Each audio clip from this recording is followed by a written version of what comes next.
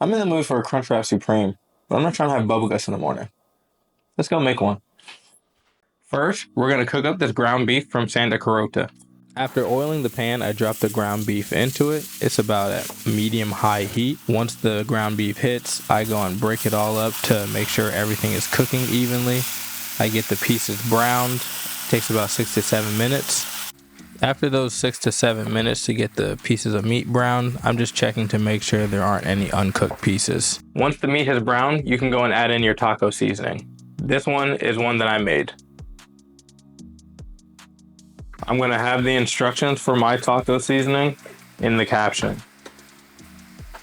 We want to make sure that we get all the pieces of meat evenly coated. Once it's evenly coated, you can go and take it off the heat and pour it into a bowl for later. I'm going to be using these La Banderita Carb Counter tortillas and the Spicy Sweet Chili Doritos. Let's assemble. All right, so now we're assembling. Take the tortilla, some ground beef,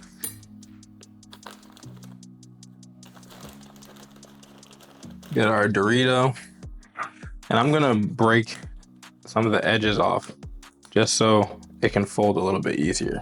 Give the chips to my wife who's helping.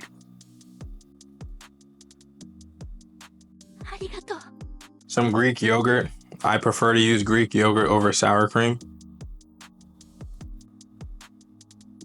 Gives about the same exact taste. Some cheese. A little bit of shredded lettuce and some homemade pico de gallo that I had prepped.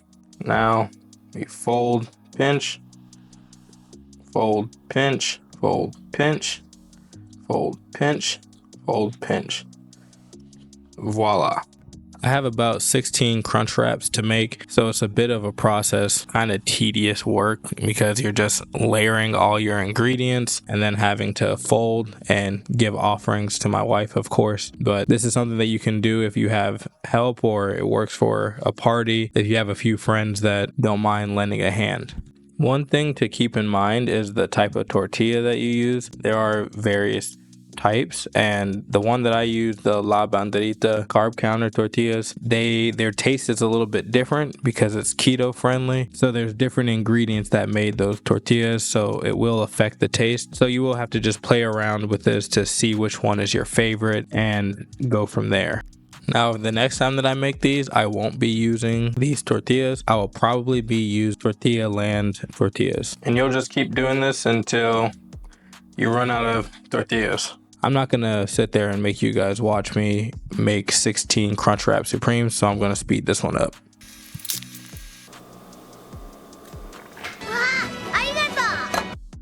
Now that I finished making all the crunch wraps, I'm gonna go and gather them all together and start the cooking. Okay, just gonna put a little bit of butter in the pan. Gonna put a little butter in the pan. Finally! Have a little butter in here. This is just so the crunch wraps can go and get seared a little bit.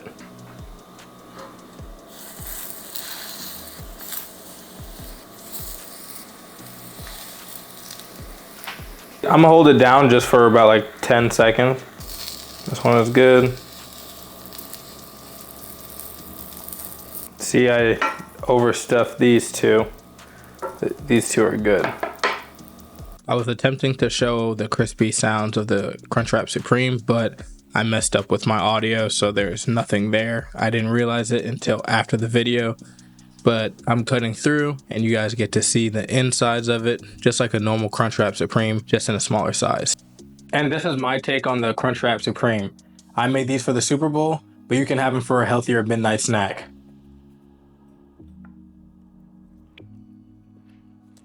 Damn.